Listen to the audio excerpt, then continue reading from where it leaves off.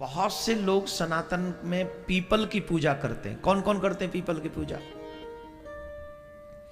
जो नहीं करते हैं वो करना शुरू कर दो। कुछ नहीं कर सकते तो कम से कम पीपल पे जल चढ़ाना शुरू कर दो।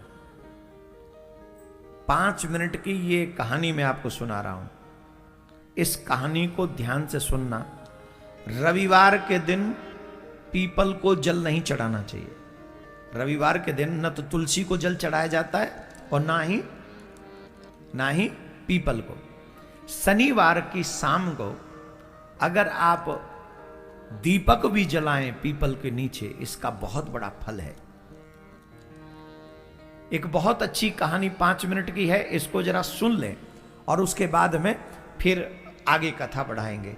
एक ब्राह्मण थे, वन में रहा करते थे। पीपल का एक वृक्ष उनके आश्रम में था, उन्हीं के आश्रम में था। और उनका एक ही काम था कि नित्य पीपल को जल चढ़ाते थे और पीपल की सेवा किया करते थे, प्रदक्षिणा किया करते थे। एक बार यमराज ने उन्हीं के नाम राशि को लाने के लिए कहा कि तुम ले आओ, फलाने को ले आओ।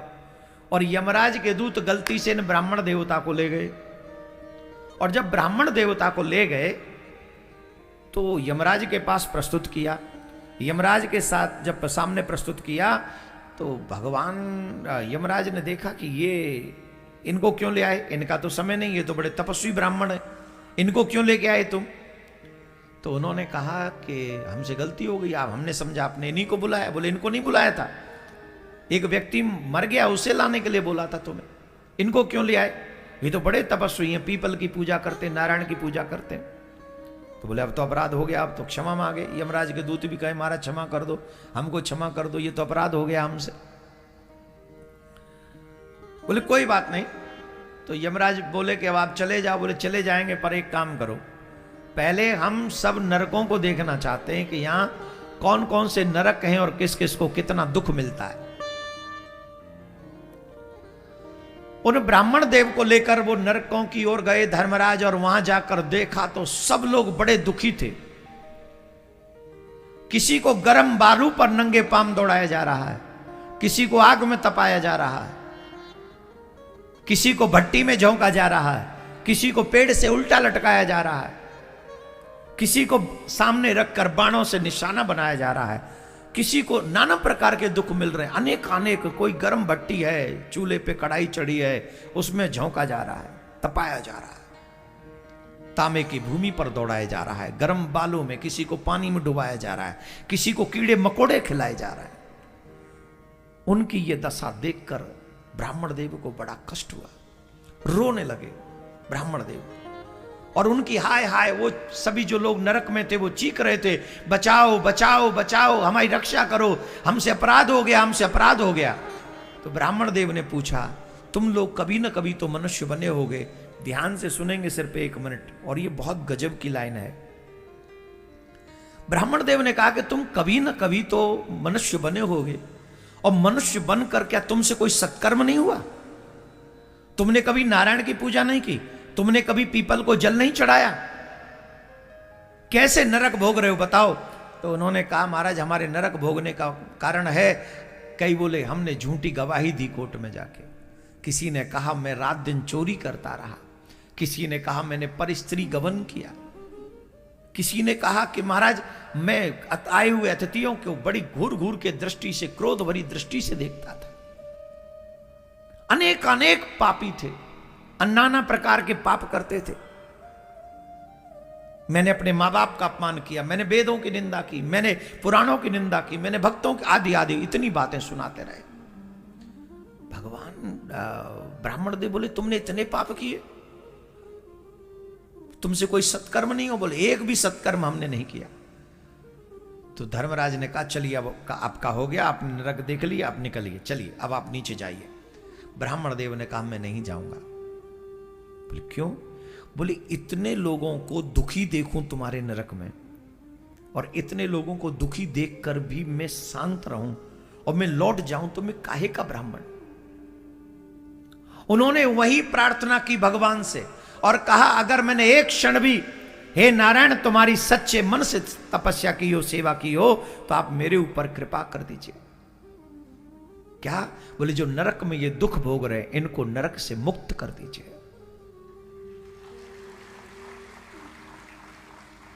महाराज ब्राह्मण देव का यह संकल्प हुआ कि वो सब पापी उनके संकल्प भर से वो शरीर त्याग कर दिव्य दिव्य रूप बनाकर भगवान के स्वर्ग की जाने के लिए तैयार हो गए। सब जाने लगे, नरक खाली होने लगा और ऑलमोस्ट सब चले गए। कुछ पापी लोग बचे रह गए, उनका कल्याण नहीं हुआ। बोले उनका कल्याण? तब नारायण भगवान प्रकट हुए। यमराज ने कहा प्रभु ऐसा इन ब्राह्मण देवता ने क्या कर दिया कि 1 सेकंड में सब नरक खाली हो गया और फिर कुछ पापी और बचे रह गए। कुछ पापी और बचे रह गए, इनका कल्याण क्यों नहीं हुआ? 2 प्रश्न है, ये इनका कल्याण कैसे हो गया और ये बचे कैसे रह गए? भगवान ने कहा सुनो, ये ब्राह्मण साधारण नहीं है, इन्होंने नित्य पीपल की पूजा की है और वृक्षों में पीपल मैं हूं, वृक्षों में पीपल मैं हूं।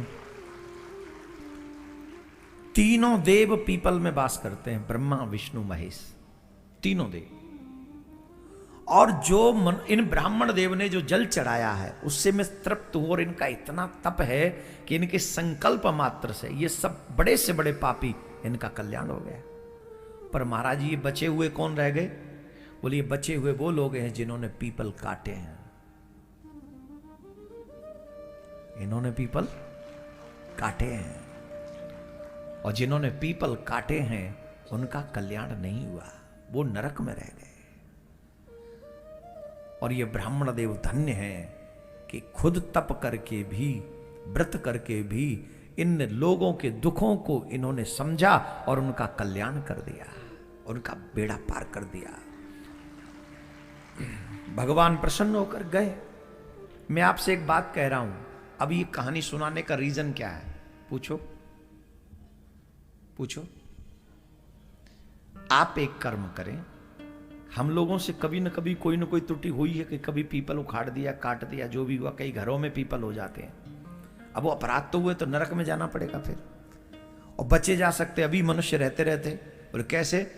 कम से कम 5-5 पीपल के वृक्ष रास्ते में लगाएं कहीं, जो आते जाते हुए लोगों को छांव मिले उसकी,